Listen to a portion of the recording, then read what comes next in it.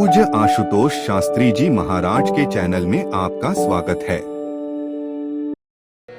एक वृंदावन में जज साहब रहते थे। खड़े खड़े भोजन कर लेते, खड़े खड़े ही सारा कार्य कर लेते। लोग कहते हैं इनको जज साहब क्यों कहते हैं?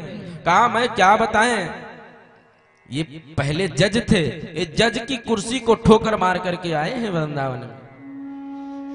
कहा अच्छा, तो जज साहब के पूर्व में जो हुआ था वो उन्होंने जज साहब ने सुनाना शुरू किया। कहा मैं जज था, एक केवट था, और वह केवट जो है वो भगवान के ही सहारे था। भगवान को के सिवा किसी को नहीं जानता था। नान्यम जाने नैव जाने न जाने। कोई बात होती, मैं और मेरे सिवा रघुनाथ के मैं किसी को नहीं जानता। मेरे प्यारे बंधुओं,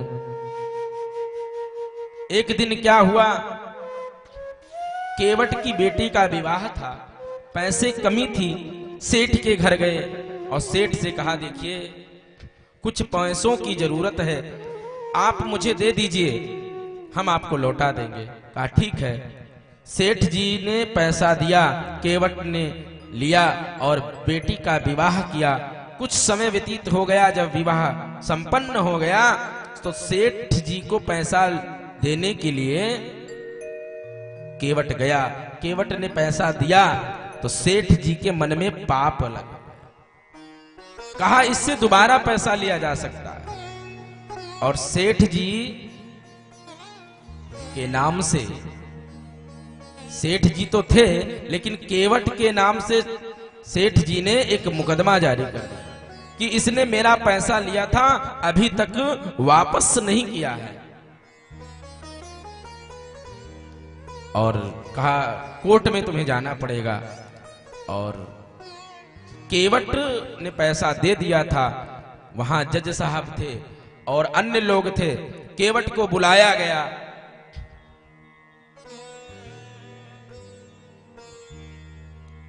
और जब केवट को बुलाया गया, कहा बताओ तुमने पैसा दिया था? कहा हमने पैसा दिया। सेठ जी ने कहा नहीं दिया है, इसका कोई प्रमाण? कहा मैं और मेरे सिवा रघुनाथ के कोई नहीं जानता, सिवा रघुनाथ के और कोई बीच में नहीं था। जज साहब ने कहा तुम्हारे और इसके बीच में पैसा देते समय कोई था? कहा नहीं, मेरे सिवा और मेरे रघुनाथ के सिवा कोई नहीं था। जज साहब ने समझा कि रघुनाथ नाम का कोई व्यक्ति होगा, तो रघुनाथ के नाम से हाजिरी लगा दी कि उसको कल हाजिर किया जाए। प्रातः काल हुआ, केवट को फिर कोर्ट में बुलाया गया और रघुनाथ नाम के व्यक्ति को बुलाना शुरू किया। रघुनाथ हाजिर हो, हाजिर हो, तीन नारे जब लगाए हैं। जब तीन नारा लगा रघुनाथ हाजिर हो, रघुनाथ हाजिर हो, तो उसी समय एक वृद्ध बालक, और ये रघुनाथ जी और कोई नहीं, वहीं पास में केवट के पास, घर के पास एक मंदिर थी रघुनाथ जी की। वहीं से रघुनाथ जी बूढ़े का रूप धारण करके मंदिर से निकल करके और आए, और कोई समझ नहीं सका ये रघुनाथ नाम का कौन व्यक्ति है, और कोर्ट में प्रकट कर दिया। और जब देखा तो बूढ़े के रूप में भगवान थे, एकदम वृद्ध थे। जज साहब ने पूछा बताओ तुमने देखा था कि सेठ जी को पैसा इन्होंने दिया था? कहा हमने देखा था, जाकर के देखो वहां पर्ची रखी होगी, पैसे भी रखे होंगे। और जैसे बताया वैसे जाकर एक व्यक्ति गया और लेकर के आया पैसा, और जब पैसा दिखाया तो केवट को बाइज्जत बरी कर दिया गया। और जब देखा तो वहां जो रघुनाथ नाम का व्यक्ति आया था वो अंतर्ध्यान हो गया, गायब हो गया। जज साहब को समझ में नहीं आया ये कौन था, तो उनको रहा नहीं गया, ढूंढने लगे कि रघुनाथ नाम का व्यक्ति कहाँ है। सब जगह ढूंढा, कहीं नहीं मिले। एक रघुनाथ जी का मंदिर था, वहां पर गए तो क्या देखा रघुनाथ जी के मंदिर में रघुनाथ जी का जो सिर का बाल था वो थोड़ा बिखरा था और उनको एहसास हो गया कि मंदिर के ही रघुनाथ जी रघुनाथ बन के गए थे, तो वो रोने लगे। तो लोगों ने कहा जज साहब से, अरे ये तो अच्छी बात है कि तुम्हें दर्शन मिल गया भगवान का, इसमें रोने की क्या बात है? कहा अरे रोने की बात ही तो है। सुख सारद नारद शेष गणेश हूं के नहीं ध्यान में आते रहे, सोई आज विनीत अदालत में केवटा के गवाह गवाते रहे। तो लोगों ने कहा अरे ये तो अच्छी बात है, भगवान का दर्शन हो गया, गोविंद का दर्शन हो गया, तो इससे बड़ा सौभाग्य की क्या बात हो सकती है? तो जज साहब फिर रोने लगे।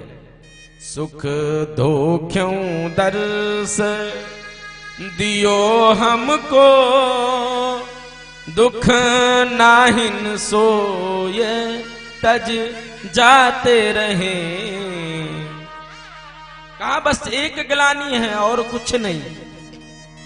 अंतिम पंक्ति बड़ी सुंदर बात कही, कुर्सी पे बना जज, कुर्सी पे बना जज बैठा रहा, जगदीश खड़े समझाते रहे।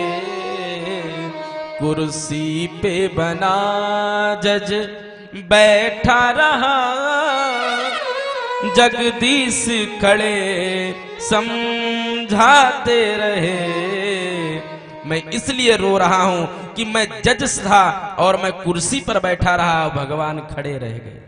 और वह जज साहब उस कुर्सी को लात मार करके और वृंदावन में चले जाते हैं, बांके बिहारी जी के मंदिर में दर्शन करने नहीं जाते। कहा कि क्यों नहीं जाते भगवान के दर्शन करने के लिए? तो रोते हुए कहते, मैं तो भगवान से नजरें मिलाने के काबिल नहीं रहा, क्योंकि अब तो लगता है कि मुझे शर्म लग रही है कि भगवान के सामने मैं कुर्सी पर बैठा रहा।